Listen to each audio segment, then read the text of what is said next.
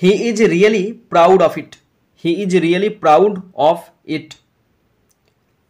Replace with verb form, এখানে প্রাউডের তলায় underline করা আছে। এখানে প্রাউডটা যেটি কোশ্চেনে তোমরা দেখতে পাচ্ছ এটা অ্যাডজেক্টিভ ফর্মেতে আছে, তোমাদেরকে ভার্ব ফর্মেতে ট্রান্সফার করতে হবে। এখন প্রাউডের ভার্ব ফর্ম হচ্ছে প্রাইড। আবার এই প্রাইড শব্দটা নাউন প্লাস ভার্ব, নাউনেরও কাজ করে ভার্বেরও কাজ করে। এখন কোশ্চেনটির মানে সে এর জন্য সত্যি গর্বিত, তার মানেটা কি? ভার্ব ফর্মে যদি করি প্রাইডটা, যদি প্রাউডকে যদি প্রাইড করি তখন বাংলাটা হবে সে এর জন্য সত্যি করেই গর্ব প্রকাশ করে নিজের প্রতি। সে নিজেই, না নিজের প্রতি নয়, সে নিজেই এর জন্য গর্ববোধ করে।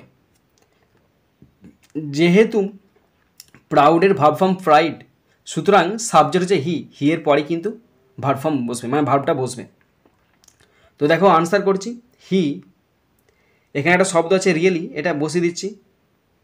হি really prides, PRIDS, prides himself, HIMSELF, himself on ইট।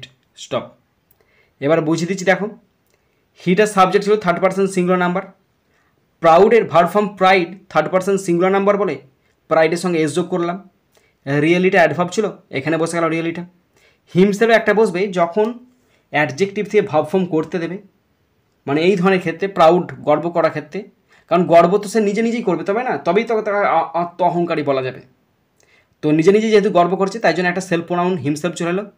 আর ভার্বের ক্ষেত্রে যদি প্রাইডটা ভার্ব ফর্ম হয় তখন কিন্তু তারপরে যে প্রোনাউন, যে প্রিপোজিশনটা বসবে সেটা হচ্ছে অন, এবং শেষে ইট, এখানে আছে অবজেক্ট, ইটটা বসে গেল। তাহলে হি রিয়েলি প্রাইডস হিমসেলফ অন ইট।